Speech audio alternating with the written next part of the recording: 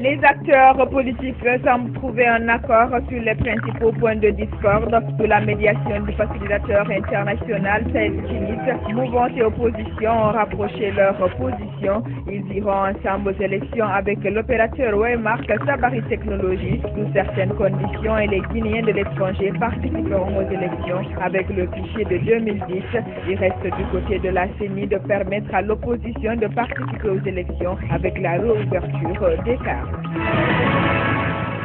La première dame de la République a présidé samedi une soirée récréative à l'endroit des enfants des héritiers du jardin 2 octobre, une occasion pour elle d'apporter sa contribution à l'épanouissement de cette couche vulnérable durant ce mois consacré à l'enfant guinéen.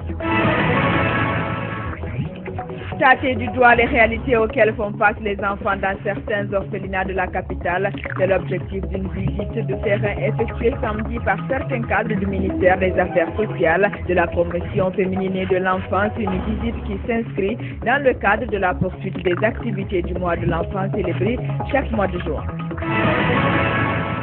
Le Premier ministre chef du gouvernement à la tête d'une forte délégation en compagnie du président du parti du Front National pour le progrès de la Guinée, FNPG en abrégé, était vendredi à Benna Moussaya, une des localités de Forêt-Carrière, située à 35 km du chef-lieu de la préfecture. Les populations de cette zone ont accueilli en grande pompe la délégation du Premier ministre avant d'exprimer leur soutien inconditionnel au programme de société du chef de l'État.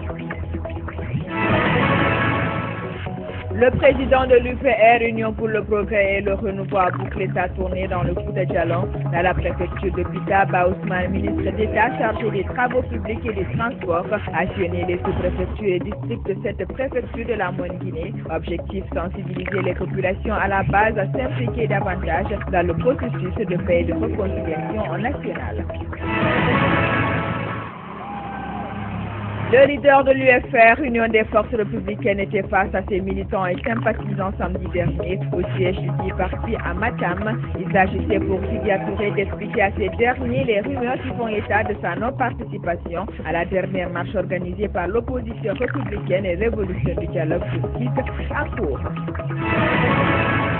Le ministre de la Sécurité et de la Protection civile a rencontré samedi dernier les commerçants et opérateurs économiques au siège du Goa Koza. Et l'âge Maditine Bediane était venu échanger avec eux au sujet des problèmes sécuritaires qu'ils rencontrent et les exhorte à la consolidation de la paix dans le pays. L'assainissement de la ville de Conakry n'est pas seulement du ressort du gouvernorat. Ce samedi, les vendeurs de friteries se sont fortement mobilisés pour accompagner le gouverneur pour débarrasser Madina de cet état d'immondice. Une action hautement saluée par le commandant Sekouresco Camara qui a d'ailleurs mis à leur disposition des outils de travail. Et puis fin samedi de la rencontre de travail des acteurs de la société civile, magistrats et auxiliaires de justice. Pendant 2 jours, la soixantaine de participants a statué sur la mise en place de la nouvelle plateforme civilo-judiciaire, une démarche qui vise à faire comprendre à la population les mécanismes et fonctionnements du système judiciaire guinéen.